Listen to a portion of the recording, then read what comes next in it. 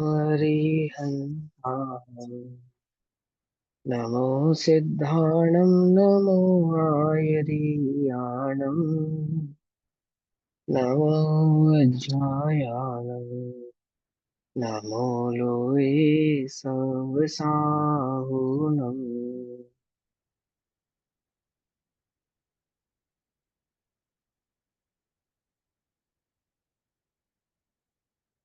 मङ्गलं भगवान् वीरो मङ्गलं गौतमोगणिः मङ्गलं कुन्दकुन्दार्दियो जैन धर्मोऽस्तु मङ्गलम् सर्वमङ्गलमाङ्गल्यं सर्वकल्याणकारकं प्रधानां सर्वधर्माणां जैनं जयतु शासनम्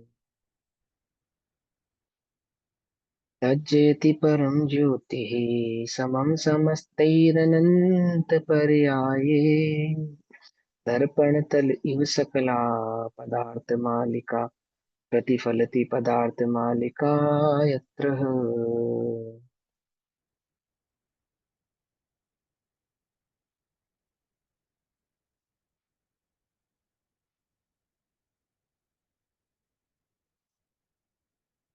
आचार्य अमृतचंद्र देव द्वारा कृत श्री पुरुषार्थ सिद्धि उपाय अपनी रात्रिकालीन कक्षा का विषय चल रहा है।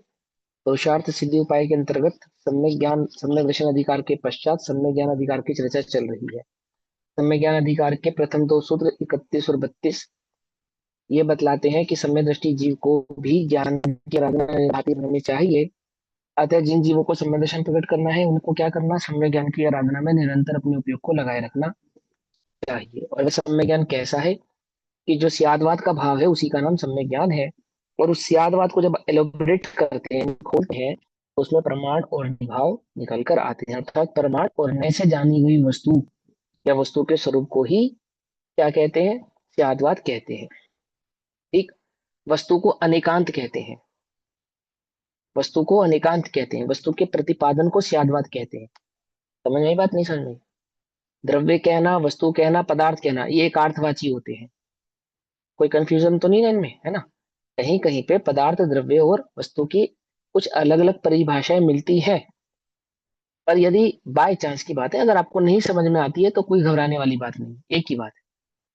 पदार्थ कहना, वस्तु कहना और द्रव्य कहना ये एक अर्थवाची ही है, एक ही बात की चर्चा चल रही है। ठीक। अनेकांत, अनेकांत माने वस्तु, और वस्तु का प्रतिपादन यानी कि स्यादवाद। ठीक। उस स्यादवाद का जो भेद है वो है प्रमाण और नय। प्रमाण भी वस्तु को बतलाते हैं और नय भी वस्तु को बतलाते हैं। प्रमाण संपूर्ण वस्तु को बतलाता है, नय वस्तु के एक अंश को बतलाता है। समझ नहीं बात? दोनों से ही वस्तु का निर्णय होता है। ठीक। क्लियर है? चलो, अब पहले श्लोक पढ़ते हैं फिर से। इत्याश्रित सम्यक्त वहे सम्यक ज्ञानम निरूप्य यत्नेन आम्नाय युक्ति योग है समुपास्यम नित्यमात्महिते पृथगाराधनमिष्टम दर्शन सहभाविनोऽपि बोधस्य लक्षण भेदेन यतो नानात्वं संभवत्यन्यः।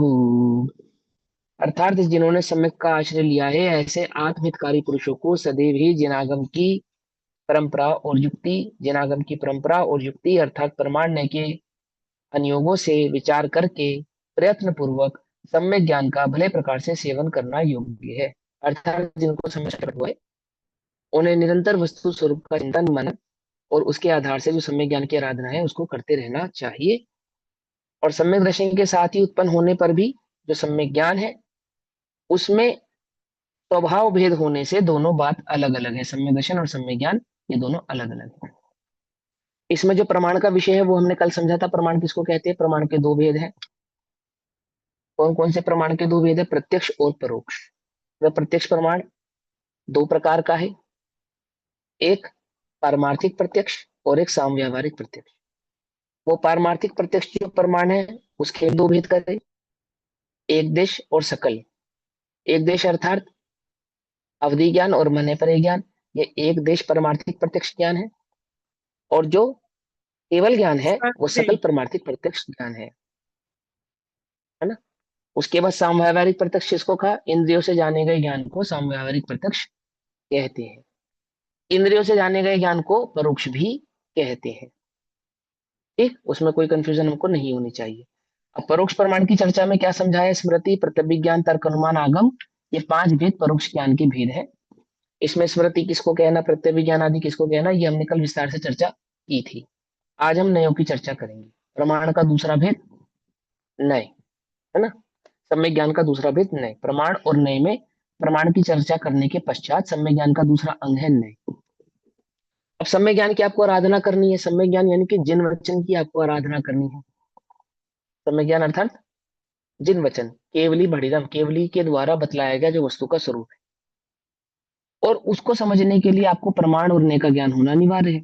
यदि आपको प्रमाण और नय अक्षर ज्ञान नहीं होने पर, जैसे इसको भाषा को समझ नहीं सकते, उसी प्रकार से प्रमाण और नय को समझे बिना वस्तु स्वरूप को समझा नहीं जा सकता। केवली द्वारा कथित जो वस्तु का स्वरूप है वह जानना असमर्थ है।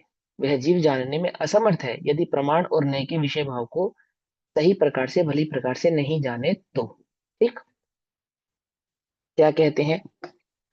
नय, श्रुत ज्ञान प्रमाण के अंश को नय कहते हैं। श्रुत ज्ञान अर्थात, श्रुत ज्ञान यानी कि वो जो सम्यक ज्ञान है ना, जिसको आगम कहा है। आगम की क्या परिभाषा थी?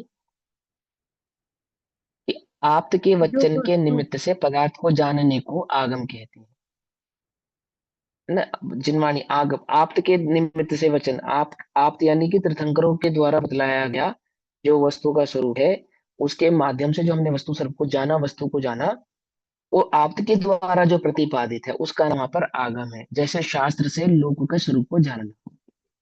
ठीक, इसी आगम को श्रुत ज्ञान भी कहते हैं।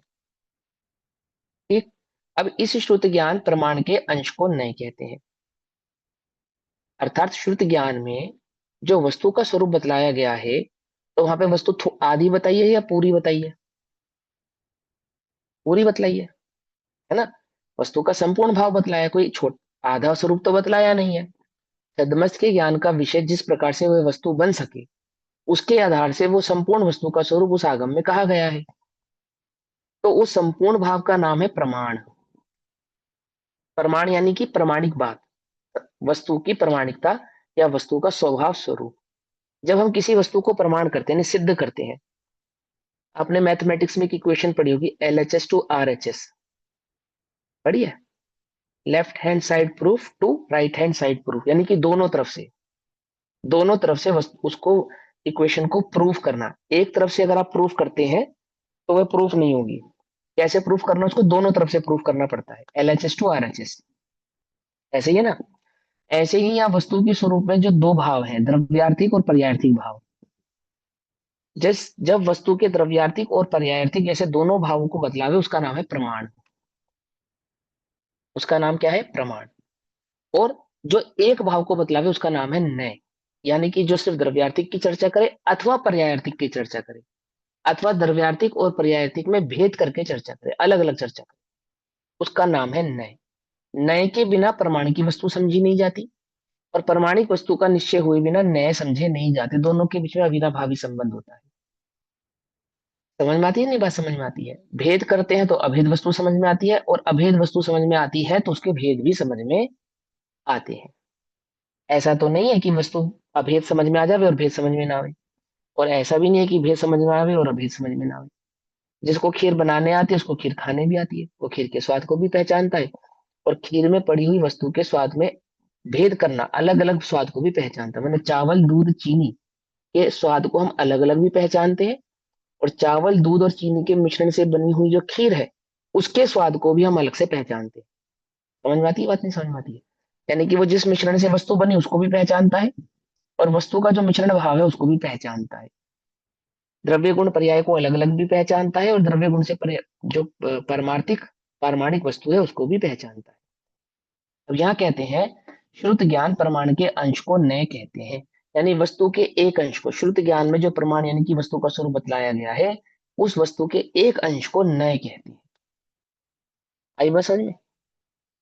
पकड़ में आती है बात, नहीं पकड़ में आती ना? एक वस्तु, उसके एक अंश को, यानी द्रव्य गुण और पर्याय। तो द्रव्य गुण पर्याय को एक साथ समग्र भाव से कहना, उसको तो कहते हैं प्रमाण। जिसमें ये भेद नहीं किया कि द्रव्य से, गुण से या पर्याय से, लेकिन जिसमें ये भेद करके बतलाया जाए कि ये द्रव्य की अपेक्षा है, ये गुण की अपेक्षा है, ये पर्याय की अपेक्षा है, ऐसे अपेक्षाकृत बात को जहां कहा जाए उसको नय कहते हैं। आई बात समझ में? ठीक। अब सुनो, प्रमाण से जो पदार्थ जाना था, प्रमाण से यानी कि आगम से, न्याय से, श्रुत ज्ञान से जो पदार्थ हमने जाना था, उस पदार्थ का उसके एक धर्म की मुख्यता से जो अनुभव कराए, अर्थात ज्ञान कराए, अनुभव कराए अर्थात ज्ञान कराए, ठीक है ना? आपको उसकी पहचान कराए, उसका भाव समझाए, तो क्या कहते हैं? उस पदार्थ का, उस पदार्थ का माने उस वस्तु का, उस द्रव्य का, जैसे जीव का, फॉर एग्जाम्पल जीव का एक धर्म की मुख्यता से जो अनुभव कराए उसे नय कहते हैं। जो द्रव्य के किसी एक भाव से, एक एक अक्ष के, एक अंग की अपेक्षा से वस्तु का ज्ञान कराए, उसको क्या कहते हैं? उसको नय कहते हैं। यानी कि वो जब पर्याय अपेक्षा से कहे, अथवा गुण अपेक्षा से कहे, अथवा द्रव्य अपेक्षा से कहे, उसको क्या कहते हैं? नय कहते हैं। मुझे बहुत ज्यादा खोलने की इसमें आवश्यकता नहीं है, क्योंकि इन चीजों पे हम पहले चर्चा कर चुके हैं ना, हमने नयों का स्वरूप पहले पढ़ा ही है ना? और वस्तु स्वरूप तो हम पढ़ते आ ही रहे हैं, तो हम, मैं नहीं चाहता कि क्लास को थोड़ा, है ना, लंबा खींचना। उस पदार्थ का, उस पदार्थ का, उस पदार्थ का अर्थात जिनवाणी से जो आपने पदार्थ जाने, कितने पदार्थ जाने आपने, कितने पदार्थ होते हैं? जैसे 9 पदार्थ आपने पढ़े होंगे, 6 पदार्थ भी कहते हैं और 9 पदार्थ भी कहते हैं। यानी कि जीव, धर्म, अधर्म, आकाश और काल, इसको भी, अथवा जीव, पुद्गल, धर्म, अधर्म, अथवा आश्रम, बन, संवर, निर्जरा, मोक्ष, है ना? तो वो आश्रम, बन, संवर, निर्जरा, मोक्ष और पुण्य पाप आदि इन भावों को भी, और जीव, पुद्गल, धर्म, धर्म, आकाश काल और इन भावों को भी। समझ नहीं बात? मतलब जो वस्तु के समस्त भावों को, वहां पर पदार्थ में कहने का मतलब है 6 द्रव्य भी, और यहाँ पे 7 तत्व भी, या 9 पदार्थ भी। पदार्थ के दोनों भाव हैं यहाँ पर, द्रव्यात्मक भी और पर्यायात्मक भी। ठीक है ना? पदार्थ के दोनों भाव हैं। जब हम उसको पर्यायार्थक भाव से कह रहे हैं, जो जो अभी नए के संदर्भ में हम चर्चा करने वाले हैं, तो उसमें ये बातें आपको खुलकर समझ में आएगी, कैसे पर्यार्थिक हो गया और कैसे वो द्रव्यार्थिक हो गया। तो 6 द्रव्य और 9 पदार्थ, इन सबको मिलाकर पदार्थ भी कहते हैं। समझ में बात? पदार्थ माने सिर्फ 9 पदार्थ नहीं होता, पदार्थ का मतलब 6 द्रव्य भी होता है, और पदार्थ का मतलब 9 पदार्थ भी होता है। आश्रम, बन, संवर, जीव, आश्रम, बन, संवर, निर्जरा, मोक्ष, वो भी होता है, और जीव, पुद्गल, धर्म, धर्म, आकाश काल, वो भी होता है। दोनों होते हैं। ठीक। तो क्या कहते हैं? सुनो, श्रुत ज्ञान प्रमाण के अंश को नय कहते हैं। वस्तु के संपूर्ण भाव में किसी एक भाव को जो कहे उसको नय कहते हैं। प्रमाण से जो पदार्थ जाना था, अब बिना नयों से जाने प्रमाण की वस्तु नहीं जान सकते आप। और यहां कह रहे हैं कि प्रमाण से जो पदार्थ जाना था। समझ में आई बात? नहीं समझ में आई? तो प्रमाण से मतलब कि 2 प्रकार के प्रमाण है। केवल ज्ञान से जाना होता तो नियमों की आवश्यकता नहीं पड़ती, मान्य पर ज्ञान से जाना होता तो भी नियमों की आवश्यकता नहीं पड़ती। यहाँ पे परोक्ष प्रमाण के आधार से जो आपने वस्तु का स्वरूप जाना था, प्रमुख परोक्ष प्रमाण था ना, यानी कि जो आपने स्मृति, प्रत्यभिज्ञान, तर्क, अनुमान और आगम से जो वस्तु स्वरूप जाना, आगम में वस्तु के कहे गए भाव को जो पहचाना, परोक्ष के भेद है ना ये परोक्ष प्रमाण। यहाँ पे प्रत्यक्ष प्रमाण की अपेक्षा से नयों की आवश्यकता नहीं पड़ती।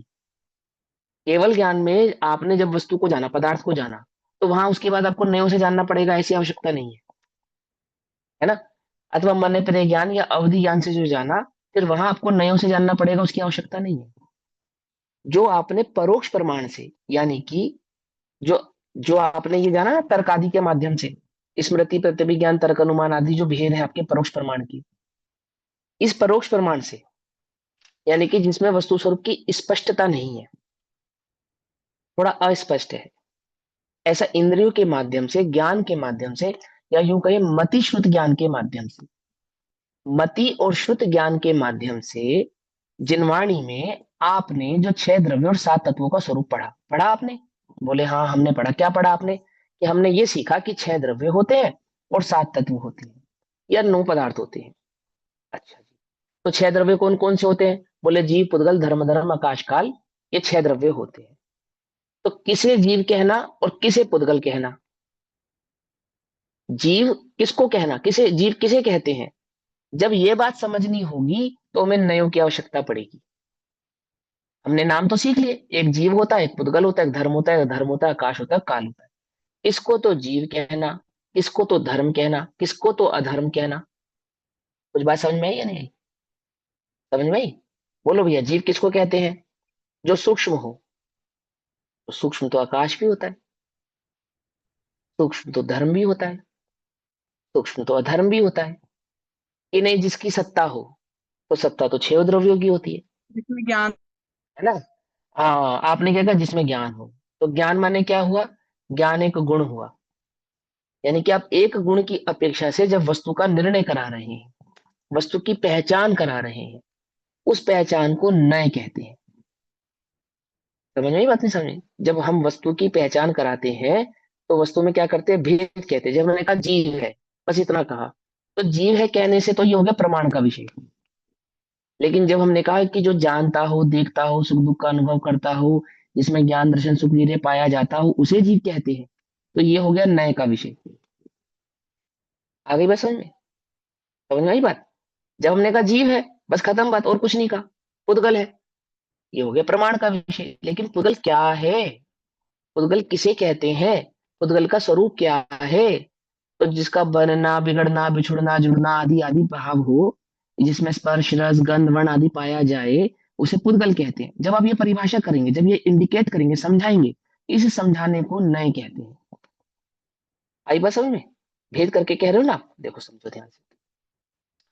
तो श्रुत ज्ञान प्रमाण के अंश को नय कहते हैं। श्रुत ज्ञान से जो प्रमाण यानी कि वस्तु को हमने जाना, उस वस्तु के किसी एक अंश को क्या कहते हैं? नय कहते हैं। वस्तु के अंश को नय नहीं कहते हैं। जो जिसके द्वारा वस्तु के अंश का प्रतिपादन करे, उसको नय कहते हैं। है ना? प्रमाण से जो पदार्थ जाना था, उस पदार्थ का उसके एक धर्म की मुख्यता से जो अनुभव कराए, अनुभव कराए अर्थात ज्ञान कराए, उसकी समझ कराए, उसे नय कहते हैं। उस नय के दो भेद हैं। कौन कौन से दो भेद हैं? एक द्रव्यार्थिक और एक पर्यायार्थिक। यानी कि उत्पाद व ध्रुव युक्त जो वस्तु है, उसमें जो ध्रुव भाव का ज्ञान कराए उसको कहते हैं द्रव्यार्थिक, और जो उत्पाद व्यय का ज्ञान कराए उसको कहते हैं पर्यायार्थिक। ठीक? जो द्रव्य को मुख्य करके अनुभव कराए उसे द्रव्यार्थिक नय है। और उसके भी तीन भेद हैं। क्या कहा? अब सुनो। जो द्रव्य को मुख्य करके अनुभव कराए, जो द्रव्य को मुख्य करके द्रव्य की बात कहे, द्रव्य के भाव स्वभाव का ज्ञान कराए, ठीक है ना, उसको क्या कहते हैं? द्रव्यार्थिक नय कहते हैं। अब ये द्रव्यार्थिक नय तीन प्रकार का होता है। यहाँ पे जो भाव समझाएंगे ना तीन, ये बड़े स्थूल समझाए जा रहे हैं आपको। इनमें भी भेद प्रतिभेद होते हैं, जो आपने पीछे ज्ञान पढ़े थे, स्मृति आदि, प्रत्यभिज्ञान, इसमें भी बहुत सारे भेद होते हैं, प्रत्यभिज्ञान आदि वगैरह में। लेकिन वो भेद जानने की यहाँ पे आवश्यकता नहीं है। सिर्फ जितना जरूरी है उतना उतना यहाँ पे आपको ज्ञान करा रहे हैं। देखो सुनो, द्रव्यार्थिक नय के तीन भेद: नैगम्य, संग्रहणय और व्यवहारण्य। बहुत आसान है, इजी है, आपको चुटकियों में समझ में आ जाएंगे, कोई मुश्किल नहीं है। थोड़ा सा उपयोग सूक्ष्म करने की बात है यहाँ पर, थोड़ा सा बस। और आपको ये भी मैं बतलाऊंगा कि इससे आपको लाभ क्या होगा। ठीक है? सबसे पहले तो प्रमाण की चर्चा तो क्या है, कि वस्तु है। क्या है वस्तु? कौन कौन सी वस्तु है? कि एक जीव है, एक पुद्गल है, एक धर्म है, एक अधर्म है, एक आकाश है और एक काल है। वस्तु है, ये प्रमाण है। वस्तु कैसी है? वस्तु कैसी है? कि इस अपेक्षा से ऐसी है, इस अपेक्षा से ऐसी है, ये नए है। आई बात समझ में या नहीं समझ में? पूछो तुमसे कि तुम कौन हो? कि हम जीव हैं। तो प्रश्न उठेगा, जीव मतलब क्या? जीव हो तो जीव का मतलब क्या? तो क्या बतलाओगे, जीव किसे कहते हैं? जीव किसे कहते हैं? बोलो भाई, भाषा जीव किसे कहते हैं? जिसमें ज्ञान दर्शन सुख वीर्य आदि गुण पाए जाए। हाँ, तो ये ज्ञान सुख क्या होता है? ये ज्ञान दर्शन सुख वीर्य ये क्या होता है?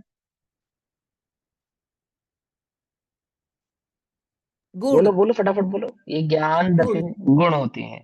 तो ये गुण होते हैं। तो ये अब आपने ये ना भेद करा ना कि हमने पूछा जिसमें ज्ञान दर्शन तो वो, और फिर हमने पूछा कि ज्ञान दर्शन सुख वीर्य वॉइस क्या है, ब्रेक हो गया। आपने कहा हाँ कि ज्ञान दर्शन सुख वीर्य पाया जाए उसको जीव कहते हैं, और ज्ञान दर्शन सुख वीर्य क्या होता है, ये गुण होते हैं। ये जो आप एलोबरेट कर रहे हैं, खोल रहे हैं, ये जो आप बता पा रहे हैं, इस सारे भाव को नए कहते हैं। जब आपने कहा ज्ञान दर्शन सुख वीर्य पाया जाए, ये भी नए है, और ज्ञान दर्शन सुख वीर्य क्या है कि वो गुण है, ये भी नए हैं। ठीक, फिर हम पूछेंगे कि गुण किसे कहते हैं, गुण माने क्या, कि आप कहेंगे जो वस्तु के संपूर्ण भागों में पाया जाए तो उसे गुण कहते हैं, है ना। ऐसे ही, और ये ज्ञान गुण है, ये दर्शन गुण है, ये कैसे पहचाना, तो हमने उसके परिणमन से पहचाना। तो वो परिणमन भाव कैसे समझे, परिणमन भाव पर्याय की अपेक्षा से समझे। वो परिणमन, वो वो भाव, ये ज्ञान है, ये दर्शन है, ये सुख है, ये वीर्य है, ये कैसे पहचाना आपने, कि वो हमने पर्याय से पहचाना। तो यहाँ जो भेद किया जा रहा है ना, द्रव्य गुण और पर्याय, तो जो द्रव्य को द्रव्य भाव से समझाए, गुण को गुण भाव से समझाए, पर्याय को पर्याय भाव से समझाए, लेकिन तीनों के तीनों, द्रव्य भी, गुण भी और पर्याय भी, समझा किसको रहे हैं, समझा किसको रहे हैं, कि वो प्रमाण की विषयभूत वस्तु को ही समझा रहे हैं। समझ में आ रही बात, पकड़ में आ रही है। प्रमाण में जिसको वस्तु कहा था, उस वस्तु के ही भाव को समझा रहे हैं, नए समझा किसको रहे हैं, प्रमाण की विषयभूत वस्तु को ही समझा रहे हैं। पकड़ में ही बात, तो देखो क्या लिखा है इधर, श्रुत ज्ञान प्रमाण के अंश को नए कहते हैं, लिखा ना, प्रमाण के अंश को नए कहते हैं। तो नयों के माध्यम से जो बात समझाई जा रही है, वो किसकी समझाई जा रही है, कि प्रमाण की ही समझाई जा रही है। प्रमाण माने क्या, प्रमाण माने संपूर्ण वस्तु, बस सिंपल सी बात है। जिस वस्तु में हमने कोई भेद नहीं किया, जो मात्र वस्तु है, जिसमें समग्र भाव समाहित है, उसको क्या कहते हैं, प्रमाण कहते हैं। अब आप प्रमाण भी कह सकते हो और वस्तु भी कह सकते हो, प्रमाण भी कह सकते हो और वस्तु भी कह सकते हो, और वस्तु के अंश को नए कहते हैं। पकड़ में आई बात, नहीं पकड़ में आई, वस्तु के अंश को नए कहते हैं। वस्तु के अंश को नए कहते हैं का क्या मतलब हुआ, कि जो वस्तु के अंश का प्रतिपादन करे उसको नए कहते हैं, और जो संपूर्ण वस्तु का प्रतिपादन करे उसको प्रमाण कहते हैं। क्लियर कट है, कोई कंफ्यूजन तो नहीं है इसमें, बिल्कुल सिंपल सी बात है ना। ये तो आपको याद करनी पड़ेगी, क्योंकि ये न्याय की बात है, और न्याय के शास्त्रों में न्याय के आधार से न्याय के तर्क को और न्याय को इसी तरीके से याद करना पड़ता है। ठीक, परिभाषाओं को, लेकिन ये आपको समझ में भी आएगा, चिंता नहीं करो। याद ही मात्र नहीं करना है, ये आपको उसको समझ में भी आएगा कि इसका लाभ क्या है, कैसे इसको पहचाने, कैसे इसमें डिफ्रेशिएट करें हम, है ना। किस तरीके से इसको भिन्न भिन्न अलग अलग तरीके से हम पहचान सकते हैं। सिंपल सी बात समझाएंगे, देखो। सबसे पहले द्रव्यार्थिक नय के तीन भेद होते हैं। पहले तो हमने ये समझा कि नय के दो भेद होते हैं, एक द्रव्यार्थिक नय और एक पर्यार्थिक नय। नय के सात भेद भी होते हैं, है ना, और नय 8 प्रकार का भी होता है। जो सप्त भंग है उनको भी सप्त नय कहते हैं। इसके अलावा आपको 7 नय और पढ़ने को मिलेंगे तत्वार्थ सूत्र में, है ना। और यहाँ वो 8 नय जो व्यवहार नय, निश्चय नय, है ना, और व्यवहार नय के 4 भेद और निश्चय नय के 4 भेद वो भी आपने पढ़े, वो उनको भी नय कहते हैं। यहाँ जो नए समझाए जा रहे हैं वो दो भेदों से समझाए जा रहे हैं, एक द्रव्यार्थिक नय की अपेक्षा से और एक पर्यार्थिक नय की अपेक्षा से। यानी कि जो द्रव्य के स्वभाव की, द्रव्य की चर्चा करे उसको द्रव्यार्थिक नय कहते हैं, और जो द्रव्य के परिणमन की, पर्याय की चर्चा करे उसको पर्यार्थिक नय कहते हैं।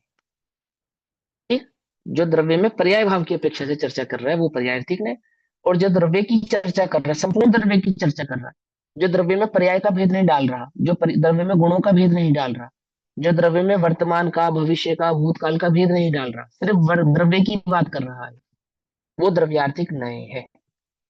समझिएगा, जैसे मैं कौन हूं, मैं जीव हूं, कैसा जीव हूं, कि शुद्ध चैतन्य ज्ञाय भाव मत कुछ नहीं, ये द्रव्यार्थिक नय है। लेकिन मैं संसारी हूं या सिद्ध हूं, ये पर्यार्थिक नय है। मैं सुखी हूं या दुखी हूं, ये पर्यार्थिक नय है। मैं बंधा हूं या मुक्त हूं, ये पर्यार्थिक नय है। लेकिन मैं जीव हूं, जो निगोद में सो ही मुझ में, सो ही मोक्ष मझार, ये क्या है, ये द्रव्यार्थिक नय है। पकड़ में ही बात, जहां हम कोई भेद नहीं करेंगे, जीव मतलब जीव, जीव मतलब जीव, उसको क्या कहते हैं, वो द्रव्यार्थिक नय का विषय है।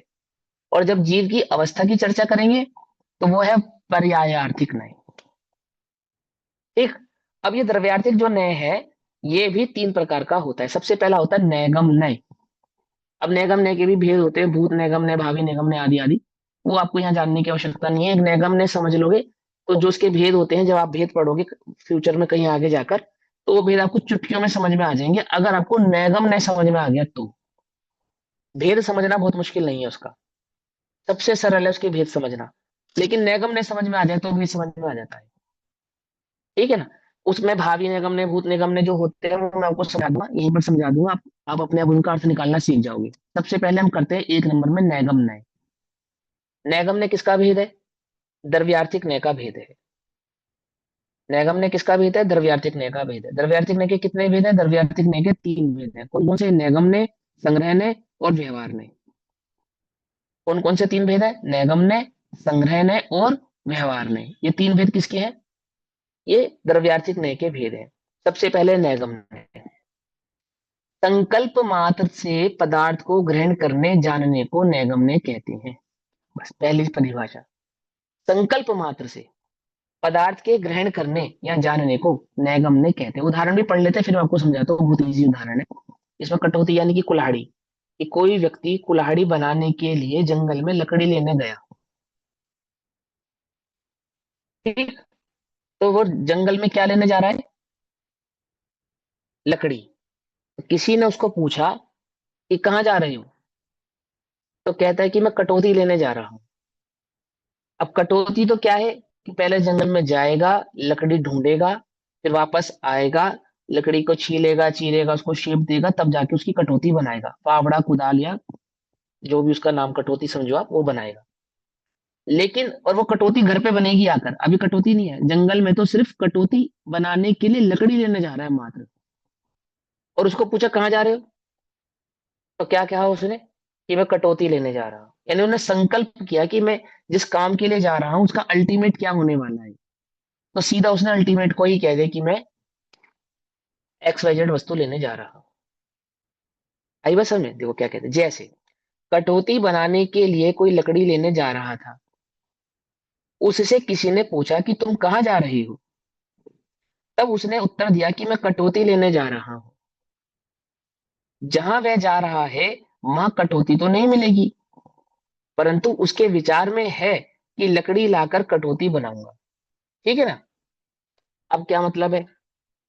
कटौती बनी नहीं है, लेकिन बनाने का संकल्प किया है। बनाने के संकल्प करने मात्र से प्रेजेंट में ही उस लकड़ी को क्या कह देना? कटौती। आई बस समझ। आपने कुछ चावल डालकर दूध गैस पे चढ़ाया, चूल्हे पे चढ़ाया। ये क्या रखा है? ये खीर रखी है? वो खीर नहीं रखी अभी। खीर तो अभी बनेगी, अभी बनने में आधा पौना 1 घंटा लगेगा।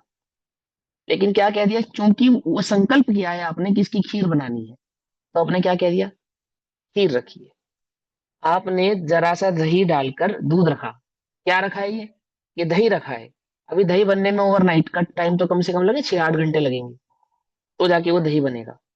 लेकिन बस रखा मात्र है, इस संकल्प से कि इसका दही बनाना है। तो आपको पूछे क्या रखा है? तो आपने कहा दही रखा है। ठीक।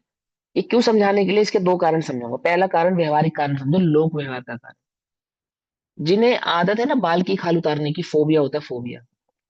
अरे जो मैं बोल रहा हूँ ये सत्य है या असत्य है, सत्य है या असत्य है। ऐसे सत्य असत्य भाव को का जो फोबिया जिनको होता है कि नहीं, जब दूध बनेगा, जब खीर बन जाएगी तभी खीर है, हम उसे पहले खीर नहीं कहेंगे।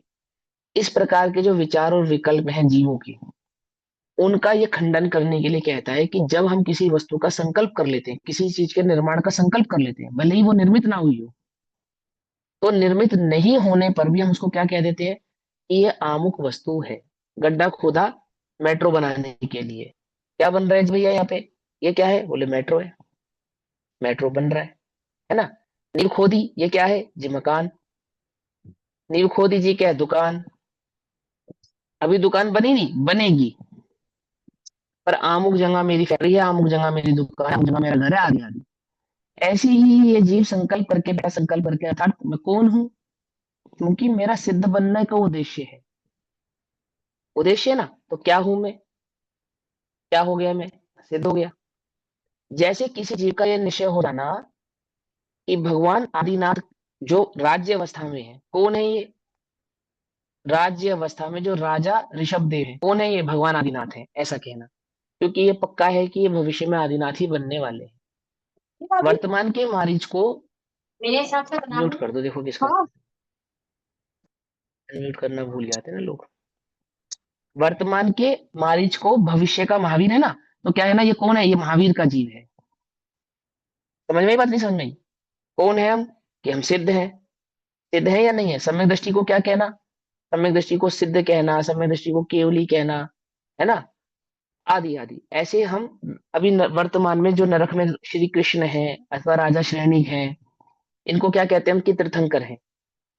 तो किस अपेक्षा से कहते हैं? कि वो भविष्य में होंगे, और ये बात पक्की है, संकल्प पूरा निर्णय है कि ये इनको यही होना है। तो उस अपेक्षा से हम उनको भावी तीर्थंकर भी कहते हैं। तो वर्तमान की अपेक्षा से भविष्य में होने वाली पर्याय को वर्तमान में कहना, और वर्तमान की ही अपेक्षा से भूतकाल में हो चुकी पर्याय को वर्तमान में कहना। जैसे हम वर्तमान के महावीर भगवान को मारीच भी कहते हैं, तो उसको कहते हैं भूत नैगम्य। और हम वर्तमान के आदिनाथ को भविष्य का आदिनाथ कहते हैं, यानी तीर्थंकर आदिनाथ कहते हैं, है ना। यह वर्तमान के श्रेणी को प्रथम तीर्थंकर कहते हैं।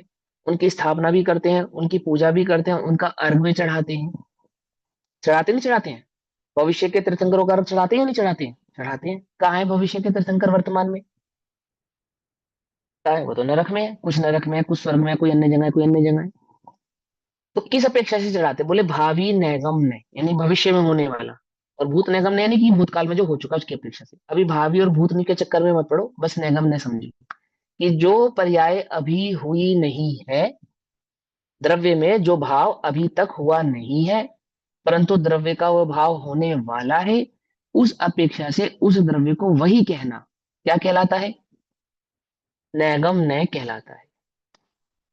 ठीक। भैया जैसे बालक। इधर हाँ। भैया इधर भाव का मतलब पर्याय है। नहीं, यहाँ कहाँ लिखा है भाव?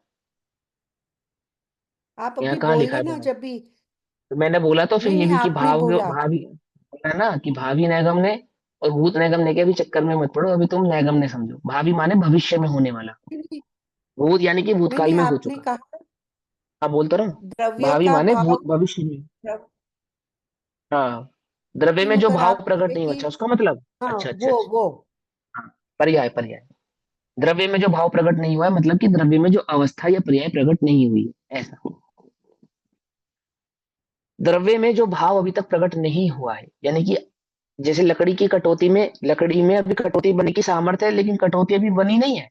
दूध और चावल में खीर बनने की सामर्थ्य है, बट अभी खीर बना नहीं है, लेकिन वो बनेगा। ये नियम से निश्चित रूप से बनेगा, है ना। तो हम उसको वर्तमान में भी ऐसा कह देते हैं कि ये खीर है अथवा ये कटौती है।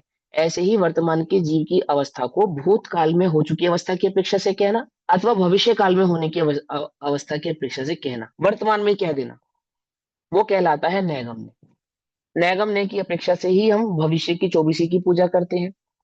नैगम्य की अपेक्षा से ही भविष्य में होने वाले भाव को वर्तमान में हम स्वीकार करते हैं, है ना। लोक व्यवहार में भी करते हैं और अध्यात्म में भी करते हैं, जिनवाणी में भी करते हैं। ये क्या कहलाता है? ये नैगम्य कहलाता है। अब जिनवाणी में बहुत सारे कथन है जो नैगम्य की अपेक्षा से कही जा रही है। जैसे तीर्थंकर बालक का अभिषेक, तो तीर्थंकरों का अभिषेक नहीं होता है। तीर्थंकर तो जब समूह में बनेंगे तभी होगा, लेकिन उस बालक को भविष्य में तीर्थंकर होना है ना। नैगम्य की अपेक्षा से उस बालक को तीर्थंकर कहते हैं। तीर्थंकरों का विवाह, बोलो आदिनाथ भगवान ने कितनी शादियां की? बोलो। ये देखो, दो। तो आदिनाथ भगवान ने दो शादियां की। भगवान तो वीतरागी होते हैं, भगवान तो वीतरागी होते हैं, उन्होंने शादियां कर ली। जैनों के भगवान कब से शादी करने लगे? क्यों नहीं भैया, वो आप समझे नहीं। वो नैगम्य की अपेक्षा से, नैगम्य की अपेक्षा से कि उन्होंने राज्य अवस्था में विवाह किया था उसी भव में। तो हम कहते हैं भगवान आदिनाथ ने दो विवाह किए। भगवान आदिनाथ के कितने पुत्र थे? तो हमने ये तो सुना था कि हिंदुओं के भगवानों में पुत्र भी होते हैं और शादियां भी होती है और सारे काम। जैनियों के भगवान भी शादी करने लगे, पुत्र करने लगे, पुत्रियां करने लगे, राज्य संभालने लगे। कि नहीं नहीं भैया, नैगम नय की अपेक्षा से, आप समझे नहीं। नैगम नय की अपेक्षा, आई बात समझ में?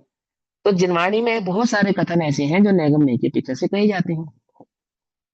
जो द्रव्य अभी हुआ नहीं है, द्रव्य में जो भाव अभी परिणमित हुआ नहीं है, उसकी अपेक्षा से वर्तमान में द्रव्य को कह देना, अथवा जो हो चुका है उसकी अपेक्षा से द्रव्य के वर्तमान भाव को कह देना, ये क्या कहलाता है?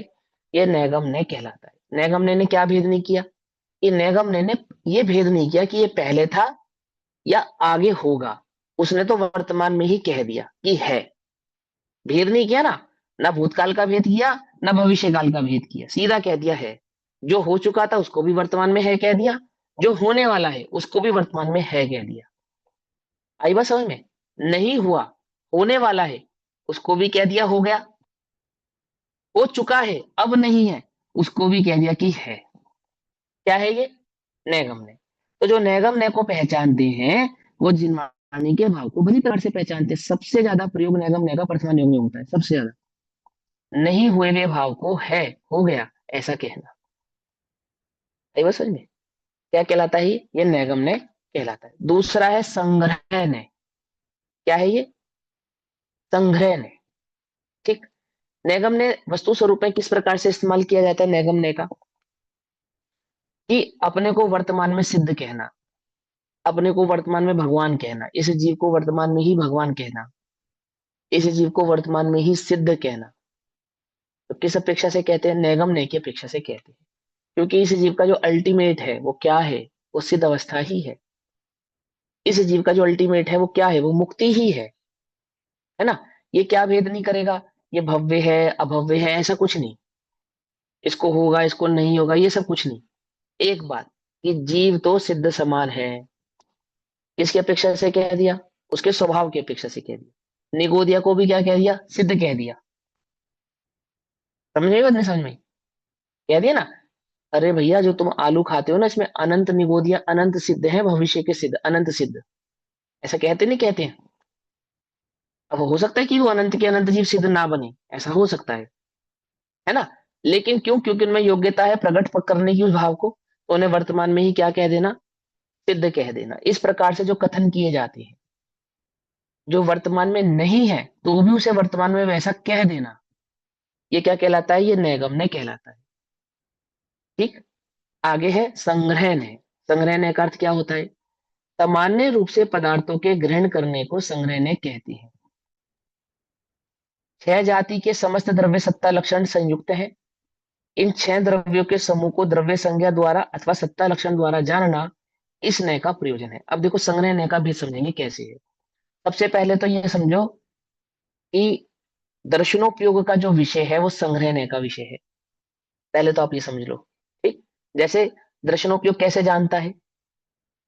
तो दर्शनोपयोग कोई भेद नहीं करता, सत्ता मात्र का तो है अवलोकन करता है, अवलोकन मात्र।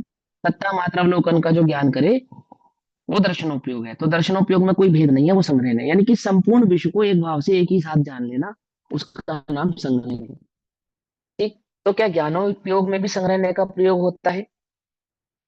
कि हाँ, ज्ञानोपयोग में भी संग्रह का उपयोग होता है। तो कैसे होता है? जैसे समस्त विश्व को द्रव्यों का समूह कह देना, द्रव्य का समूह है भाई ये तो। ठीक। ये संग्रह नय है। यानी विश्व किसे कहते हैं? कि द्रव्यों के समूह को, छह द्रव्य के समूह को विश्व कहते हैं, है ना? इस द्रव्य कितने होते हैं? कि बोले छह द्रव्य होते हैं। अब मैं आपसे ये पूछूं कि द्रव्य छह होते हैं मात्र, कितने होते हैं द्रव्य बोलो? एक जीव द्रव्य, एक पुद्गल द्रव्य, ऐसे है? ये कैसे है बोलो? अनंत हाँ, जीव अनंत जीव अनंत द्रव्य, अनंत अनंत पुद्गल द्रव्य, एक अनंत। आकाश एक धर्म, है ना? ऐसे भेद है ना? तो भी सबको क्या कहता है? एक जीव द्रव्य एक पुद्गल द्रव्य, ऐसे कहता है। इसको कहता है संग्रह ने। संग्रह ने। जब आप महासत्ता अवांतर सत्ता आदि के भाव को पढ़ेंगे तो वहां पे संग्रह ने की अपेक्षा से ये कथन किया गया है। महासत्ता कहना, अवांतर सत्ता कहना, ऐसा। जैसे एक जीव द्रव्य है ऐसा कहना, तो ये संग्रह ने है। यानी संपूर्ण विश्व के जीवों को एक जीव द्रव्य कहना, ये संग्रह ने का कथन है। जिसमें निगोदिया भी है, एक इंद्र दो इंद्र तीन इंद्र चार इंद्र के भेद भी हैं, मुक्त और बंध के भी भेद हैं, समय दृष्टि और मिथ्या दृष्टि के भी भेद हैं, चार गति के भी भेद हैं। इतने सारे भेद है ना, लेकिन सबको क्या कहते हैं ना? जीव है, ये पुद्गल है। यानी कि समस्त समस्त भाव को, जैसे जीव द्रव्य को एक जीव द्रव्य कह देना, समस्त जीव द्रव्यों को एक जीव द्रव्य में काउंट कर लेना। इस दुनिया में कितनी प्रजातियां हैं? मनुष्य की कितनी प्रजातियां? बोले 3 प्रजातियां हैं बस। कौन कौन सी? एक स्त्री, एक पुरुष, एक नपुंसक, ऐसे 3 भेद हैं। तो इस विश्व में पुरुष कितने हैं जब ऐसा काउंट करेंगे, तो वहां पे भारतीय पुरुष या अमेरिकन या ऐसा ऐसा भेद नहीं करेंगे ना, मतलब विश्व में जितने भी पुरुष हैं सबको एक पुरुष की कैटेगरी में काउंट कर लेंगे। जितनी भी स्त्री हैं सारी स्त्रियों को एक कैटेगरी में काउंट कर लेंगे।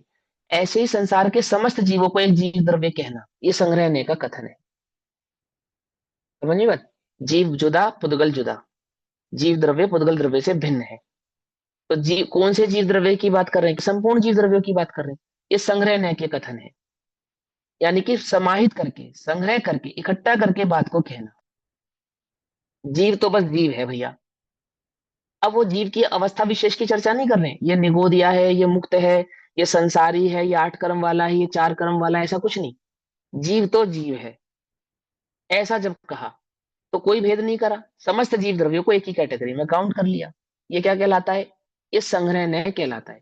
महासत्ता, अवान्तर सत्ता आदि आदि के भेद इसी नय के भेद हैं। क्या कहते हैं सुनो। सामान्य रूप से पदार्थों को ग्रहण, सामान्य रूप से पदार्थों के ग्रहण को संग्रह नय कहते हैं। सामान्य रूप से विश्व में कितने द्रव्य हैं? बोले 6 द्रव्य है, ये संग्रह नय है। एक जीव द्रव्य है, एक पुद्गल द्रव्य है, ऐसा कहना ये संग्रह नय का वचन है। बात मत पकड़ो हमारी, हम संग्रह नय की अपेक्षा से कह रहे हैं। एक ही जीव द्रव्य होता है? वाह भाई वाह, पंडित जी आपको इतना भी नहीं पता। एक जीव द्रव्य होता है कोई? अनंत जीव द्रव्य होते हैं। ये भाई अनंत होते हैं, लेकिन द्रव्य की अपेक्षा से वे एक ही कहलाते हैं। अनंत अनंत पुद्गल द्रव्य होते हैं, परंतु द्रव्य की अपेक्षा से वो एक पुद्गल द्रव्य ऐसा कहलाता है। समझ नहीं बात? तो इस प्रकार से जो कथन करे उसका नाम है संग्रह नय। संग्रह करके, वस्तु के संग्रह करके भाव को कथन कहते हैं। करोड़ रुपया किसे कहते हैं? करोड़ रुपया की एक एक पाई के करोड़ इकट्ठे हुए तो करोड़ रुपया कहते हैं। और इकट्ठे धन को मैं करोड़पति हूं, ऐसा कह देना। शरीर किसे कहते हैं? इंद्रियों के समूह को शरीर कहते हैं। और इंद्रियों के समूह को, शरीर को क्या कह देना? ये एक शरीर है, ऐसा कह देना। आई बात समझ में? गुण द्रव्य किसे कहते हैं? अनंत गुणों के समूह को द्रव्य कहते हैं। और अनंत गुणों के समूह को एक द्रव्य कह देना, ये संग्रह नय है। समझ में बात? नहीं समझ में? अनंत गुणों के समूह को एक द्रव्य कहना, ये संग्रह नय है। 5 इंद्रियों के समूह को एक शरीर कहना, ये संग्रह नय है। ऐसे ही समस्त हम भारतवासी हैं। कौन है हम? We are Indians. संग्रह नय। समझ में बात? नहीं समझे? फिर उस संग्रह नय में भी हम क्या कहते हैं कि हम उत्तर भारतीय हैं, हम दक्षिण भारतीय हैं, है ना, ऐसा कहते हैं ना। हम मध्य प्रदेश के हैं, आदि आदि, ऐसा भेद करते हैं लोग। हम कर्नाटक के हैं, हम आंध्रा के हैं, ऐसा आपस में झगड़ा चलता है ना। लेकिन भारत की अपेक्षा से हम सब एक हैं। कौन हो भाई तुम? ये हम भारतीय हैं। समस्त भारतीय एक एक एक भाव से हम भारतीय हैं। ठीक है ना? क्या है? ये संग्रहणय है। और फिर उस संग्रहणय में कि हम उत्तर भारतीय हैं, तो दक्षिण भारतीय की अपेक्षा से उत्तर भारतीय सब संग्रहणय के कथन में आ जाएंगे। हम सब उत्तर भारतीय हैं। फिर उत्तर भारत में भी कोई दिल्ली वाला है, कोई यूपी वाला है, कोई एनसीआर वाला है, आदि आदि, ये भेद हो गए ना। समझ रहे हो मेरी बात को? नहीं समझ रहे हो? ऐसे ही वस्तु स्वरूप के कथन में, प्रतिपादन में, जो संपूर्ण द्रव्य को एक जीव द्रव्य कहना, फिर उस एक जीव द्रव्य में एक इंद्रिय वाले समस्त एक इंद्रिय को एक इंद्रिय वाला कहना, समस्त 2 इंद्रिय वालों को 2 इंद्रिय वाला कहना, समस्त 3 इंद्रिय वालों को एक 3 इंद्रिय की कैटेगरी में डाल देना, अथवा संघी असंघी की अपेक्षा से 2 कैटेगरी बना देना। इस समस्त असंघी एक तरफ और समस्त संघी एक तरफ। तो समस्त असंगी एक कैटेगरी में जो आ गए, वो सारे के सारे संग्रहणय में चले गए। फिर उन असंगियों में भी भेद करना, ये एक इंद्रिय वाला, या 2 इंद्रिय वाला, या 3 इंद्रिय वाला, या 4 इंद्रिय वाला। तो जब हम संपूर्ण भाव में भेद करते हैं उसको तो कहते हैं अवान्तर।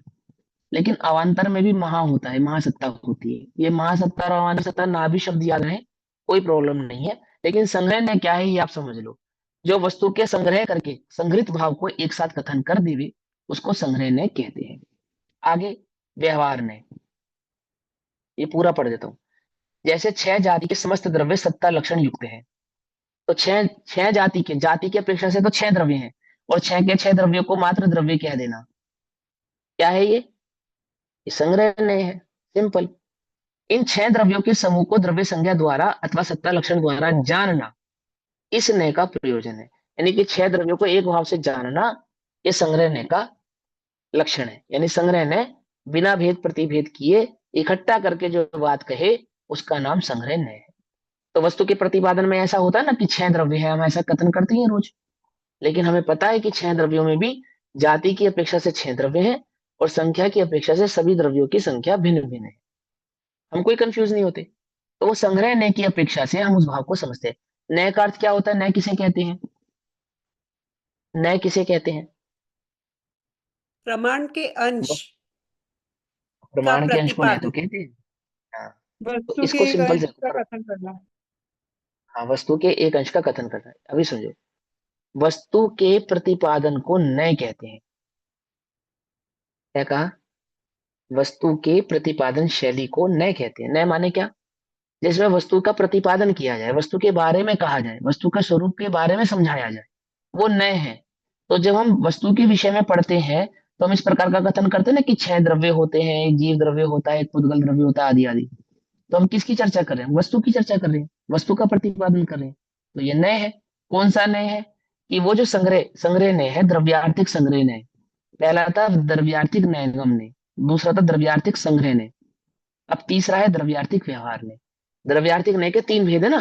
पहला नय कौन सा है? नैगम नय, कि जो वर्तमान में भाव नहीं है, भविष्य में होगा अथवा भूतकाल में हो चुका है, तो भी उसे वर्तमान में वैसा ही कह देना, नहीं हुए हुए को भी। तो क्या कहता है? ये नैगम नय कहलाता है। जैसे कोई मूर्तिकार मूर्ति बना रहा हो, अभी बना ही नहीं है, सिर्फ खदान से पत्थर तोड़ के लाया है। तो तुमने पूछा ये क्या रखा है? बोले ये राम की, कृष्ण की अथवा महावीर की मूर्ति है, अभी बनी नहीं है, लेकिन बनाएगा ना, उस अपेक्षा से क्या कह दिया? मूर्ति है। कोई तालाब से मिट्टी लाया हो, क्या है? ये घड़े हैं। घड़े नहीं है, अभी वो मिट्टी है। मिट्टी से घड़ा बनाएगा, लेकिन क्या कह दिया? कि घड़े हैं। ऐसा कह दिया, नहीं कह दिया? आई बात समझ में? पकड़ में आई बात? जैसे आम के बीज को आम कहना, आम की गुठली को क्या कहते हैं? क्या है ये? आम है। जामुन की गुठली को क्या कहना? ये जामुन है। जामुन है या जामुन की गुठली है? जामुन की गुठली है। जामुन तो उसके गूदे को कहते हैं, आम तो आम के गूदे को कहते हैं। लेकिन क्योंकि इस गुठली से आम उगाना है, आम का पौधा लगाया, अभी उस पे एक भी आम नहीं है, क्या कहते हैं? आम के पौधे को आम कहते हैं। जामुन की पौधे को क्या कहते हैं? जामुन कहते हैं। ऐसे इस जीव को सिद्ध कहते हैं, है ना? कहते नहीं कहते? मुक्त कहते हैं, शुद्ध कहते हैं। क्यों कहते हैं? क्योंकि वही उसका स्वभाव है, वही उसका स्वरूप है, वही उसमें लक्षण है, और वही उसका प्रकट होने वाला भाव है। अब जरूरी तो नहीं है कि वो आम का जो पौधा आपने बोया है, लगाया है, जिसको आप आम कह रहे हो सकता है बड़ा होने से पहले मिट जाए, कोई जानवर पशु पक्षी खा जाए अथवा कीड़ा लगने से मर जाए, आदि आदि, तो भी क्या लगाया है? कि आम लगाया है। आम तो उस फल का नाम है, लेकिन उस पौधे को भी आम कहते हैं। बात समझ में आई? क्या है ये? नैगम नय। संग्रह नय मतलब इस समस्त भावों को एक साथ कह देना। जैसे लोक में आम की कितनी सारी प्रजातियां हैं, सबको आम कहना। केले की कितनी सारी प्रजाति है, सबको केला कहना। ऐसे समस्त भाव से समस्त संसार के विश्व के सभी जीवों को इकट्ठा करके एक जीव द्रव्य कह देना। समस्त पुद्गल द्रव्य को एक पुद्गल द्रव्य कह देना। क्या है ये संग्रह है। सिंपल समझ में आ रहा है ना? ये क्यों समझ रहे भैया? इससे क्या लाभ होगा? कि जब वस्तु का प्रतिपादन करेंगे, द्रव्य गुण पर्याय का स्वरूप समझेंगे, तो वहां आपको इस प्रकार के यदि प्रश्न उठे तो उसका समाधान पहले ही कर दिया कि प्रमाण में जब वस्तु का या न्याय में जब वस्तु का कथन होता है तो किस प्रकार से किया जाता है। और तीसरा है व्यवहार में। एक सामान्य रूप से हाँ। संग्रहणय को हम मतलब इंग्लिश में बोल सकते हैं कि कैटेगराइजेशन की कैटेगरी में उनको बांट देना अलग अलग। नहीं नहीं नहीं नहीं, नहीं बांटना, कैटेगराइज नहीं करना, सबको एक साथ कहना। मैंने बोला ना हम भारतीय हैं, ऐसा कहना। हम मनुष्य हैं, ऐसा कहना। स्त्री पुरुष और नपुंसक का भेद किए बिना सभी को एक साथ कहना हो तो क्या कहेंगे? हम मनुष्य हैं। सभी मनुष्य हैं या नहीं है? तो कोई भेद नहीं किया। ऐसे ही 6 द्रव्यों में 6 का भेद किए बिना 6 द्रव्य हैं, तो सभी सभी को द्रव्य कहना, द्रव्य है। फिर एक तो अपेक्षा से मे बी समस्त जीव सर, द्रव्यों को सबको एक जीव द्रव्य कहना, है ना? तो मे बोलो बी बोलो। कलेक्टिव नाउन जैसा, मतलब you give one word to the हाँ, एंटायर कलेक्टिव ग्रुप। नाउन, हाँ हाँ हाँ, एंटायर ग्रुप है ना। कलेक्टिव नाउन जैसा है वो, उसमें कोई भेद नहीं किया गया है, एक साथ कह देने वाला भाव है। तो इस प्रकार के बहुत सारे कथन आते हैं, वो कथन संग्रह ने के कहलाते हैं। फिर है व्यवहार ने। सामान्य रूप से यानी कि संग्रहणय से जाने हुए द्रव्य के विशेष भेद करने को व्यवहारने कहते हैं। ठीक है, जैसे द्रव्य के 6 भेद करना, संग्रहणय में तो सभी को क्या कह देता, द्रव्य है, और उसी द्रव्य उसी में जो भेद करके कहेगा फिर वो व्यवहारने हो जाएगा। ठीक है ना। व्यवहारने में क्या करता है, व्यवहारने का एक ही लक्षण है, भेद करना। एक और लक्षण है, जो नहीं है वैसा कहना, है ना, वो भी व्यवहारने का लक्षण है। वो हम नव की कक्षा में पढ़ चुके हैं, 8 नव की कक्षा में, है ना। तो सामान्य रूप से संग्रहणय से जाने हुए द्रव्य के विशेष भेद करने को व्यवहारने कहते हैं। जैसे 6 द्रव्यों को 6 के भेद करना, इस प्रकार ये 3 भेद द्रव्यार्थिक नय के बताए। संग्रहणय बेसिकली आप ऐसा भी समझ सकते हो कि दर्शनोपयोग का विषय जो है उसको यहाँ संग्रहणय कहा, और ज्ञानोपयोग का विषय जो है उसको यहाँ पे व्यवहार ने कहा। लेकिन ऐसा भी नहीं है, एक अपेक्षा है ये सिर्फ। दूसरी अपेक्षा मैंने आपको समझाया ना इतनी देर में, कि वहां कलेक्टिव करके सभी द्रव्यों को एक साथ कहना द्रव्य है, तो वो तो ज्ञानोपयोग का ही विषय है कि द्रव्य है। सबको एक साथ कहने की जो शैली है वो संग्रहणय की शैली है, और एक साथ कहे गए द्रव्य के भाव में जो भेद करने की शैली है वो व्यवहारने की शैली है। आई बस समझ में, सभी को द्रव्य कहना ये द्रव्यार्थिक नय है। फिर समस्त जीव द्रव्यों को एक जीव द्रव्य कह देना, ये भी संग्रहणय है। और ये जीव संसारी है और ये मुक्त है ऐसा कहना, ये व्यवहारण्य है। फिर समस्त संसारी जीवों की अपेक्षा से सभी जीव एक जैसे हैं कहना, ये संग्रहणय है। फिर उनमें इंद्रियों का भेद करना, ये व्यवहारण्य है। समझ में बात, जीव को जीव कहना संग्रहणय है, उसमें सम्यक दृष्टि और मिथ्या दृष्टि का भेद करना, ये व्यवहारण्य है। पकड़ में आ रही है बात, नहीं पकड़ में आ रही है ना। जीव को जीव कहना ये भैया। संग्रहणय है। हाँ। हम्म। भैया हम अभी और तो, जीव।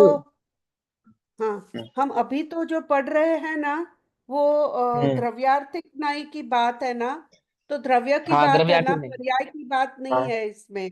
नहीं है, मगर नहीं है, हम बिल्कुल नहीं है। फिर व्यवहार न्याय से पर्याय की बात कर रहे हैं, तो वो नहीं, बिल्कुल द्रव्यार्थिक भी नहीं कर न्याय रहे हैं। कैसे थी? कहाँ करी पर्याय की बात, कहाँ कर रहे हैं पर्याय की बात, भेद की बात कर रहे हैं, द्रव्य में भेद की बात कर रहे हैं। अच्छा। जब हम किसी द्रव्य में भेद कर रहे हैं कि एक द्रव्य को दो भागों में कैटेगराइज कर रहे हैं, क्रिएट कर रहे हैं, उनमें भेद खड़ा कर रहे हैं, जैसे 6 द्रव्यों में जाति की अपेक्षा से 6 भेद करें, हम्म। ऐसे ही एक जीव द्रव्य में किसी एक अपेक्षा से, किसी भी अपेक्षा से भेद करना। ठीक है ना। हम्म। तो ये लगता चला जाता है, सबके अंदर लगता चला जाता है। ये तो बहुत मोटा उदाहरण दिया आपको, बहुत स्थूल उदाहरण दिया कि 6 द्रव्यों में द्रव्य क्या है ना, ये संग्रहण है, और 6 द्रव्यों को जीव पुद्गल धर्म धर्म आकाश काल क्या है ना, ये व्यवहार में। लेकिन इतनी सी बात नहीं है, जब आप अच्छे से डिटेल में पढ़ेंगे और गैप और डीप में जाएंगे तो आप समझ में आएगा कि एक जीव द्रव्य को मात्र जीव द्रव्य कहना ये संग्रहण है। फिर उस जीव द्रव्य में भी कैटेगरी क्रिएट करते चले जाना, वो व्यवहार में। तो वो कैटेगरी कहां तक हो सकती है, कहां तक क्रिएट कर सकते हैं हम कैटेगरी को। समझ आ रही बात, नहीं समझ आ रही। देखो कैटेगरी कैसे क्रिएट होती जाती है, जैसे एक जीव द्रव्य का, तो पूरे विश्व में जितने भी जीव द्रव्य सारे के सारे आ गए, आ गए नहीं आ गए। फिर हमने कहा संसारी जीव द्रव्य, संसारी जीव, इतना कहा। तो सीधी सी बात है, हमने उसमें अर्यंत और सिद्धों को निकालकर बाकी सारे के सारे उसमें काउंट हो गए, सारे हो गए ना। अर्यंत और सिद्ध को छोड़ के बाकी सब काउंट हो गए, ए टू जेड, 12वें गुण स्थान पर्यंत तक के सभी जीव उसमें काउंट हो गए। फिर हमने कहा सम्यक दृष्टि और मिथ्या दृष्टि, तो सारे सम्यक दृष्टि एक तरफ हो गए और सारे मिथ्या दृष्टि एक तरफ हो गए। समझ में बात नहीं समझ। फिर हमने उसमें कहा संगी और असंगी, तो सारे असंगी एक तरफ हो गए और सारे संगी पंचेंद्रिय संगी एक तरफ हो गए, यानी मन सहित वाले एक तरफ चले गए और बिना मन वाले एक तरफ चले गए।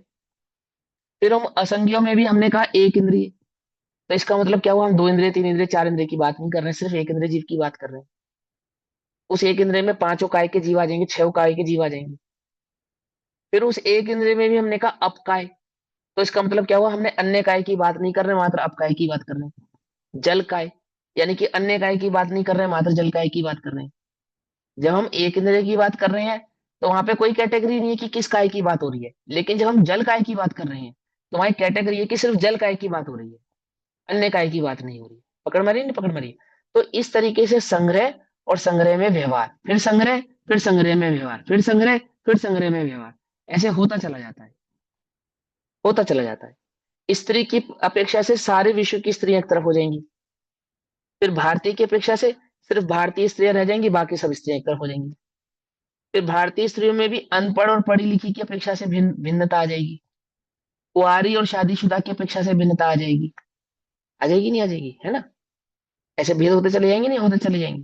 फिर उसमें एक वो इंग्लिश कितना जानती है, हिंदी कितना जानती है, ऐसे भेद हो जाएगा। अथवा दिल्ली की कौन है, दक्षिण भारत की कौन है, ऐसा भेद हो जाएगा। तो हमने कहा कि दिल्ली की स्त्रियां खड़ी हो जाओ, ऐसा कहा। तो दिल्ली की स्त्रियां खड़ी हो जाओ माने कितनी स्त्रियां खड़ी होंगी वहां पर? एक भी हो सकती है, 1,000 भी हो सकती है, 10,000 भी हो सकती है। हो सकती है ना, हो सकती है। रेक्टिफाई करने की तो आवश्यकता नहीं है ना। तो वो सारा का सारा क्या कहलाएगा? संग्रह नहीं कहलाएगा। माने जो महाभाव है, संग्रहणय है, उसमें भेद करना, वो क्या है? वो व्यवहार है। तो संग्रहणय की भी कैटेगरी क्रिएट होती है, और संग्रहणय की जो कैटेगरी क्रिएट करता है वो व्यवहार है। संग्रहणय में भी कैटेगरी क्रिएट करता चला जाता है, और उसकी अपेक्षा से एक कैटेगरी संग्रहणय के खाते में चली जाती है, एक व्यवहार के खाते में चली जाती है। द्रव्य की अपेक्षा से समस्त द्रव्य संग्रहणय की कैटेगरी में चले गए। फिर हमने उसमें कहा कौन सा द्रव्य कौन सा है। एक किसी को जीव कहना, पुद्गल कहना, धर्म कहना, धर्म कहना, आकाश कहना, काल कहना, ये व्यवहार ने किया। फिर हमने कहा सिर्फ एक जीव द्रव्य की बात, ये संग्रह ने हो गया। फिर उस जीव द्रव्य में भी किस जीव द्रव्य की बात, ये व्यवहार ने हो गया। आई बात समझ में? नहीं समझ? हमने कहा मिथ्या दृष्टि की बात, तो सारे मिथ्या दृष्टियों का भाव एक संग्रह ने हो गया। और फिर उसमें भी हमने अभव्य और भव्य की बात करी, तो ये व्यवहार ने कर दिया। फिर समस्त भव्य वो संग्रह ने हो गए, निकटी भव्य या दूरानुदूर भव्य ये व्यवहार ने हो गया। पकड़ में ही बात? नहीं पकड़ में? इस प्रकार से वो कैटेगरी नयों के आधार से होती चली जाती है। और जब कथन किया जाता है तो इन्हीं नयों के आश्रय से वहां वस्तु स्वरूप में कथन किया जाता है। समझ में आया या नहीं समझ में आया? मुश्किल लगा किसी को हो तो मुझे बताओ। सिंपल है, सिंपल है। हमें भैया क्या लाभ है कि पूरा लाभ है। जब वस्तु स्वरूप का प्रतिपादन होगा तो इस प्रकार से वहां प्रतिपादन किया जाएगा, और हमें इसी प्रकार से उसको समझना पड़ेगा, ऐसा। अब पर्यार्थिक न्याय के 4 भेद कहते हैं। द्रव्यार्थिक न्याय के कितने भेद थे? 3 भेद। कौन कौन से? नैगम्य, संग्रहणय और व्यवहार। अब पर्यार्थिक न्याय की बात करते हैं। नयों के 2 भेद थे, द्रव्यार्थिक न्याय और पर्यार्थिक न्याय। द्रव्यार्थिक न्याय के 3 भेद थे। कौन कौन से? नैगम्य, संग्रहणय और व्यवहार न्याय। अब पर्यार्थिक न्याय के 4 भेद हैं। कौन कौन से? ऋजु सूत्र न्याय, शब्द न्याय, संभिविरूढ़ न्याय और एवं भूत न्याय। ऋजु सूत्र, शब्द, संभयरूढ़ और एवं भूत। बहुत इजी है, कोई मुश्किल नहीं है। ये भी वस्तु स्वरूप के प्रतिपादन में काम आते हैं। कब काम आते हैं, कहाँ काम आते हैं, उसकी चर्चा करेंगे। अभी 5 मिनट है अपने पास, है ना? अब पर्यार्थिक न्याय के 4 भेद कहते हैं। पर्यार्थिक न्याय अर्थात जो पर्याय की अपेक्षा से चर्चा करता हो उसको पर्यार्थिक न्याय कहते हैं। जो द्रव्य की अपेक्षा से चर्चा कर रहा था वो द्रव्यार्थिक न्याय था। जो पर्याय की अपेक्षा से चर्चा करेगा वो पर्यार्थिक न्याय कहलाएगा। पर्यार्थिक न्याय में पहला पहला न्याय है ऋजु सूत्र न्याय। जो न्याय वर्तमान पर्याय मात्र को जानता है उसे ऋजु सूत्र न्याय कहते हैं। जैसे नैगम ने क्या था?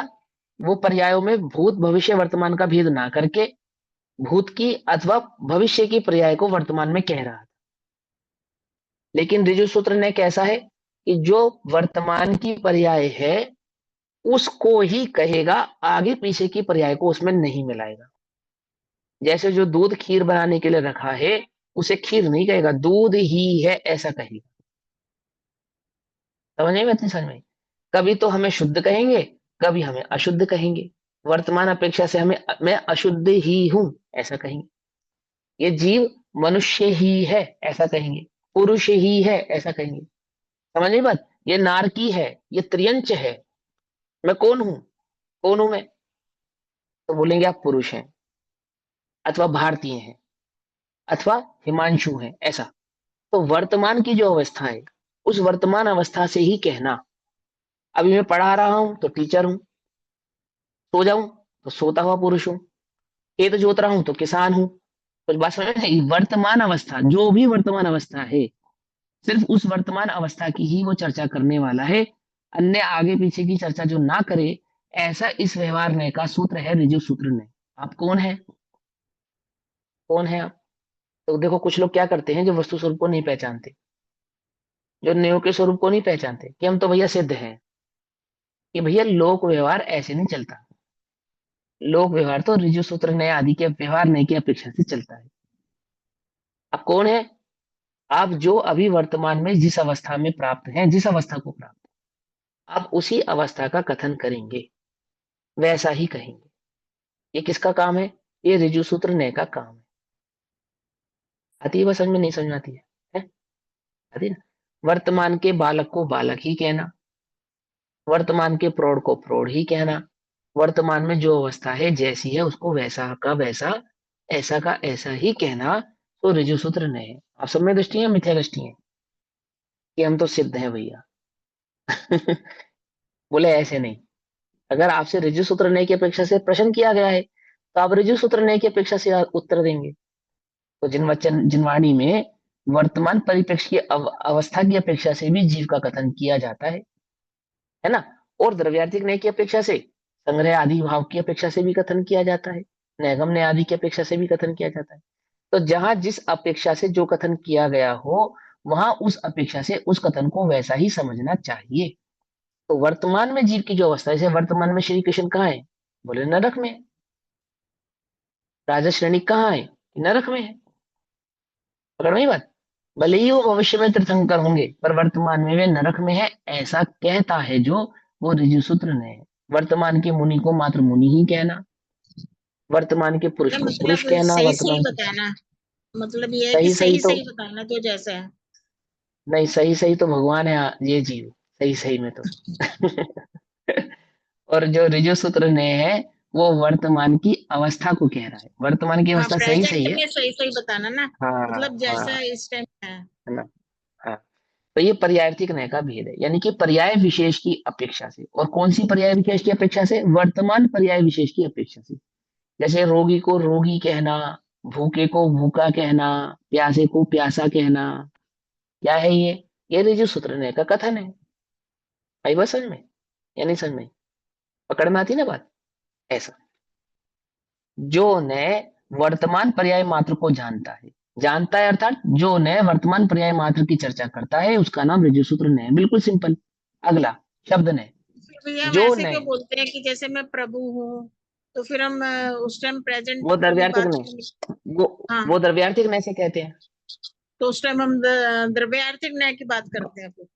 हाँ, हम वो द्रव्यार्थिक, जब अब हम कहते हैं कि मैं सिद्ध समान हूँ, अथवा हाँ, चैतन्य ज्ञान आदि गुणों का ही मेरा पिंड है ना, मैं भगवान हूँ आदि आदि, तो वो द्रव्यार्थिक न्याय की अपेक्षा से चर्चा करते हैं। तो वहां कहने का भाव यही होता है कि अपने द्रव्य स्वभाव को पहचानो। ठीक है? और कोई द्रव्य स्वभाव को पहचान कर पहचानता तो नहीं है और निश्चयभाषी हो जाता है, तो वहां उसको वर्तमान पर्याय का भी विवेक कराते हैं, ज्ञान कराते हैं कि वर्तमान में तेरी अवस्था ऐसी है, वर्तमान में तेरा योग उपयोग ऐसा है ना? उसका भी ज्ञान कराते हैं। तो दोनों प्रकार से कथन जिनवाणी में किया जाएंगे, क्योंकि स्यादवाद का ऐसा ही स्वरूप। एक आर्थिक एकांतिक बात नहीं करेगा, वो सार्वभौमिक बात करेगा, संपूर्ण बात को करेगा। तो संपूर्ण बात में कभी किसी अपेक्षा से, कभी किसी अपेक्षा से, कभी किसी अपेक्षा से। तो वर्तमान पर्याय की बात जो करते हैं, जिस नय की अपेक्षा से करते हैं, वो ऋजु सूत्र नय की अपेक्षा से की जाती है। फिर है शब्द नय। जो नय व्याकरण आदि के अनुसार शब्द की अशुद्धता को दूर करता है, उसे शब्द नय कहते हैं। अब व्याकरण आदि की अपेक्षा से जो शब्द का जो अर्थ है, उसी परिप्रेक्ष्य में उस अर्थ को कहता है, उसको शब्द नय कहते हैं। ठीक है? नहीं नहीं, शब्द का अर्थ, शब्द का क्या अर्थ होता है? देखो तुमको एक बात बताता हूँ। तुमने एक शब्द सुना होगा जमादार, सुना है? सुना है जमादार? किसे कहते हैं जमादार? किसे कहते हैं? जो कूड़ा उठा के लेकर जाते हैं। हाँ, लेकिन ये शब्द नहीं की अपेक्षा से गलत आंसर है, मालूम आपको? पुलिस भी कहते क्या? हैं। हाँ, पुलिस या कैशियर को, सिक्योरिटी गार्ड कैशियर को भी का, बोलते हैं। ना ना ना ना ना, ना सिक्योरिटी गार्ड को नहीं कहते हैं, कैशियर को कहते हैं। अगर आपने पुराने जमाने में बैंक गए हो, तो वहां कैशियर के काउंटर पर जमादार शब्द लिखा रहता था, मालूम? मालूम? पुराना बैंक नहीं देखा होगा ना तुमने कभी? हाँ। जो हिसाब किताब रखता हो, जो हिसाब किताब हाँ, रखता हो उसको जिसके बोलते हैं। पास जिसके जमींदार पास बोलते हैं, वस्तु, ये उसको जमींदार जमींदार बोलते ने, हैं। नहीं नहीं नहीं नहीं नहीं, सुनो ध्यान से, मैं बताता हूँ सर, आपको प्रमाण देंगे इसकी क्या बात है। तुमने पुराना नहीं पढ़ा है तो कोई बात नहीं, आज वर्तमान में उनके प्रमाण मौजूद है। पहले तो जमादार शब्द का अर्थ समझ लो। जिसके पास वस्तु जमा कराई जाए, उसको जमादार कहते हैं। अब वो अपभ्रंश हो गया, हम कहते कूड़ा उठाने वाले को जमादार कहते, ऐसा नहीं। शब्द ने का मतलब क्या है, शब्द का जो अर्थ है उसी अर्थ से उस शब्द को पहचानना, आगे पीछे रूढ़िवाद से नहीं पहचानना। जैसे गाय, उदाहरण दिया, गाय, गाय किसको कहते हैं, कि जो चलता हो उसको गाय कहते हैं। अगर मैं चलूंगा ना तो मैं भी गाय कहलाऊंगा, आप चलोगे तो आप भी गाय कहलाओगे, गो। इंग्लिश वाला गो नहीं, हिंदी वाला गो। वहां चलते हुए को गाय कहते हैं, जो गमन करे उसको गाय कहते हैं, ठीक है ना। लेकिन लोक में रूढ़ी हो गई है, क्या रूढ़ी हो गई, कि वो चार टांगों वाली, वो दूध देने वाली जो एक पशु है उसी का नाम गाय है। लेकिन यदि इस शब्द का अर्थ करेंगे, शब्द, तो शब्द का जो एक्चुअल अर्थ है उसी अर्थ से उस शब्द को पहचानना, ये शब्द ने का कथन है। यानी कि जिसको कहते हैं शब्द का ही अर्थ निकालेगा, वो जो शब्द कहा है उसी का भाव पकड़ में आएगा, अन्य आगे पीछे रूढ़िवाद वाले नहीं, जो आप कुछ भी अर्थ उसका अर्थ निकालो। जैसे पाकिस्तान, क्या मतलब होता है पाकिस्तान का, साफ स्वच्छ स्थान, उसका नाम होता है पाकिस्तान। क्या होता है, जो साफ हो, स्वच्छ हो, सुंदर हो, उसका नाम है पाकिस्तान। पकड़ में ही बात, नहीं पकड़ में ही? लेकिन अपने यहाँ पाकिस्तान किसको बोलते हैं हिंदुस्तान में? तय खाने को, तय खाने को बोलते ना। यानी घर के सबसे अपवित्र स्थान को हम पाकिस्तान कहते हैं, कहते नहीं कहते, ऐसे ही ना रूढ़ी अपने यहाँ पे। लेकिन वास्तव में उस शब्द का जो अर्थ है उसी शब्द के अर्थ से उस शब्द को कहना। जैसे आपने एक गाना सुना होगा, उदाहरण तो खोटा है लेकिन आप सबको जल्दी समझ में आए इसलिए दे रहा हूँ। एक गाना है, जाने कहाँ मेरा जिगर गया जी, ये गाना है ना। इस गाने में एक बिल्कुल लाइन आती है, जमादार। क्या लाइन आती है, हाँ, कि रपट लिखाओ जाके जमादार से, एक लाइन आती है इस गाने के अंदर। तो जमादार रपट लिखते हैं क्या? अरे जो खोया पाया विभाग के हेड होते हैं उनको जमादार कहते हैं, यानी जहां वस्तु को जमा किया जाए। आई बात समझ में? ये प्रमाण है। अब जाके अब तुम गाना सुनना जाके अभी और क्या नेट पर करोगे? मैंने सर्च करा है, जमादार के अर्थ तीनों बता रखे हैं। हाँ ठीक है ना, जहां पे जमा कराया जाए। अब मैंने तो लोक का उदाहरण दे दिया आपको, क्योंकि आपने व्याकरण आदि तो पढ़े नहीं, तो मैं व्याकरण आदि के उदाहरण देता। सिंपल जो अच्छे उदाहरण है जो आपको जगत में जल्दी से समझ में आ जाएंगे, वो बता दिए। यानी शब्द ने का क्या काम है, शब्द के वास्तविक भाव का ही अर्थ करना। आप उस शब्द से क्या पहचानते हैं वो अर्थ नहीं करना, शब्द का जो अर्थ है वही अर्थ करना। उसका नाम क्या है, उसका नाम है शब्द नय। लोक में उस शब्द की जो रूढ़ी हो चुकी है उससे उसको कोई लेना देना नहीं, ठीक है ना। जैसे द्रव्य किसको कहना, जो बहे, बहते हुए भाव को द्रव्य कहते हैं। क्या कहा, समझे नहीं? जैसे आपने विज्ञान में 3 इक्वेशन पढ़ी होगी, तरल, ठोस और वायु या गैस, जो भी इसको हिंदी में कहते हैं ना। तो जो तरल है, तरल, उसको कहते हैं द्रव्य। यानी कि जो निरंतर बहने वाला हो, बहता रहे, उसका नाम द्रव्य है। पकड़ में ही बात, नहीं पकड़ में? शब्द ने का क्या काम है, जो शब्द आपने कहा उस ही शब्द का वही अर्थ निकालेगा, अन्य अर्थ नहीं निकालेगा, ये शब्द नय का काम है। जो नय व्याकरण आदि के अनुसार, यानी उस शब्द का जो वास्तविक भाव है, व्याकरण है, एक्चुअल बात है, शब्द के अनुसार अशुद्धता को दूर करता है। अशुद्धता को दूर करता है ना, आपने उसका क्या मतलब समझा, क्या मतलब नहीं समझा, उससे हमें कोई लेना देना नहीं है, उसका मतलब क्या है, दूर करता है, उसे शब्द ने कहते हैं। ठीक, बस यहां तक पढ़ेंगे। संभावी रूढ़ ने इसी का बिल्कुल अपोजिट है, वो चर्चा हम कल करेंगे। अभी समय हुआ, तब तक के लिए सभी को जय जिनेन्द्र, ओम नमः सिद्धेश्वर। निज निधि निज ने बताई यह अनंत उपकार है, उसके लिए जिनवाणी माँ को वंदना शत बार।